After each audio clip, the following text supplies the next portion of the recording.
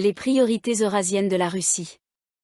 Le succès de la Russie dans sa confrontation avec l'Occident sur la question ukrainienne s'est avéré, à bien des égards, lié au soutien qu'elle a reçu des pays de la majorité mondiale. Cela signifie que tous les bouleversements mondiaux entraînent inévitablement une implication plus active de la Russie qu'il ne serait souhaitable du point de vue de la préservation de ses forces et de ses ressources. Les événements des dernières années ont confirmé la capacité de la Russie à résister à la confrontation centrale avec l'Occident dans son histoire, en s'appuyant sur ses ressources internes et en s'adaptant aux défis émergents.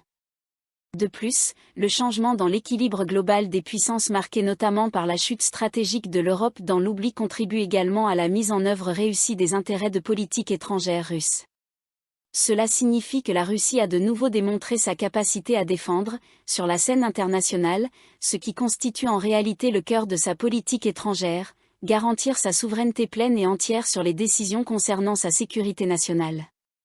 Cependant, nous nous retrouvons inévitablement dans une situation où la défense réussie des frontières de la Russie contre des incursions hostiles s'accompagne d'un maintien de l'incertitude dans l'espace qui nous entoure. La stratégie de construction d'une grande Eurasie, proposée de manière prophétique par Moscou dès le début de la nouvelle confrontation avec l'Occident au milieu des années 2010, vise en partie à résoudre ce problème. En envisageant cette stratégie comme une base possible d'un plan d'action concret, il ne faut pas oublier qu'au centre de celle-ci se trouvent les intérêts russes fondamentaux. Le premier d'entre eux est sans conteste le souhait d'assurer un environnement sûr pour la Russie, sans éprouver le moindre désir de contrôler ses voisins par la force. D'ailleurs, même sur le plan théorique, un tel désir serait contrecarré par au moins 3 facteurs. Premièrement, l'expansion territoriale au-delà des terres historiquement peuplées par les Russes a démontré son danger pour la survie même de l'État russe. Deuxièmement, les coûts liés à un contrôle direct et coercitif sur les voisins même de petits États deviendraient rapidement si lourds qu'ils susciteraient un mécontentement général au sein de la société russe. Enfin, l'espace de la Grande Eurasie n'est plus un vaste territoire rempli d'États faibles, accessible à l'expansion de l'influence des adversaires traditionnels de la Russie en Occident. C'était le cas au XVIIIe et XIXe siècle, lorsque la Russie ne pouvait espérer la stabilité dans son voisinage qu'à travers la coercition ou les conquêtes. Aujourd'hui, la Grande Eurasie est un espace géopolitique bien plus structuré, dans lequel des puissances majeures comme la Chine et l'Inde sont présentes.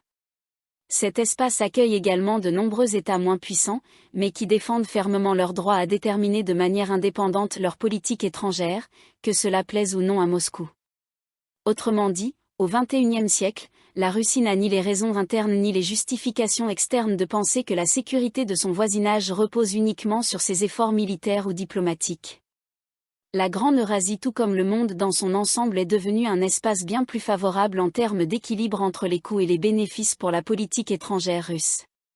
Cela dit, ces évolutions positives n'éliminent pas les menaces qui pèsent sur la stabilité dans cet espace continental.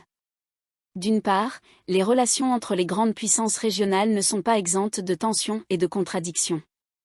Les récents événements tragiques à la frontière entre l'Inde et le Pakistan ont montré combien la stabilité eurasienne reste vulnérable, même entre des États considérés comme de bons partenaires de la Russie y compris au sein d'institutions internationales comme l'Organisation de coopération de Shanghai ou les BRICS.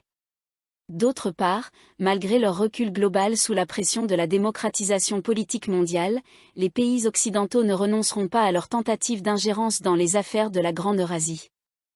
Ils peuvent le faire directement, en semant les germes de la déstabilisation dans les pays d'Asie centrale proches de la Russie et de la Chine. Mais aussi de manière indirecte, en encourageant ces pays à diversifier leurs liens diplomatiques et économiques, une stratégie traditionnellement suivie par les voisins que Moscou partage avec Pékin. Dans ce dernier cas, l'effet immédiat peut sembler limité, mais il risque néanmoins d'inquiéter la Russie et la Chine, affaiblissant ainsi la confiance entre grandes et moyennes puissances dans la région. De toute façon, le comportement des États-Unis ou de l'Europe à l'égard des pays de la Grande Eurasie demeure imprévisible, car ils considèrent cette région avant tout comme un terrain de jeu diplomatique et non comme un espace dont dépend leur sécurité ou leur survie.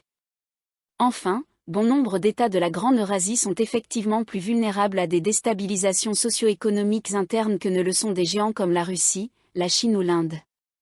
Ces fragilités s'expliquent principalement par leur dépendance à l'économie mondiale, encore dominée par ceux qui en tirent les bénéfices les plus parasitaires. Cela signifie que nombre de puissances moyennes et petites de la Grande Eurasie risquent de devenir des victimes collatérales des crises engendrées et à venir par le système économique libéral mondial.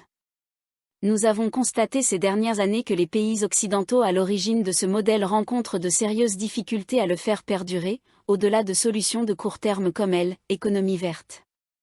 En réponse, les États-Unis et dans une moindre mesure l'Europe amorcent des changements dont le seul but est d'éviter que le système hérité des années 1970 à 1980 ne change. Il va sans dire qu'une telle situation représente une menace pour les pays qui, n'ayant ni pouvoir d'influence globale ni solides réserves internes de stabilité, ne peuvent rivaliser avec l'Europe.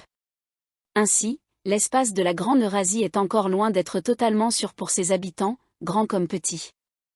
Et malgré nos succès en matière de coopération internationale, nous ne sommes qu'au début du chemin vers une Eurasie relativement protégée contre les influences négatives émanant d'au-delà de ses frontières.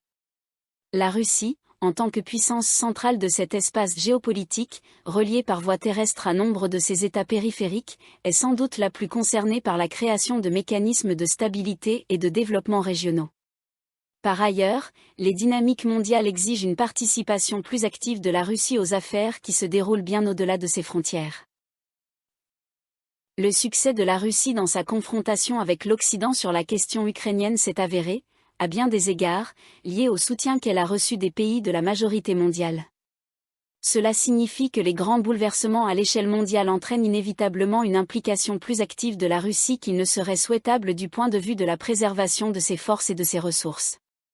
La Grande Eurasie est précisément la région où cette participation à la résolution des problèmes communs de développement et de sécurité sera la plus pertinente.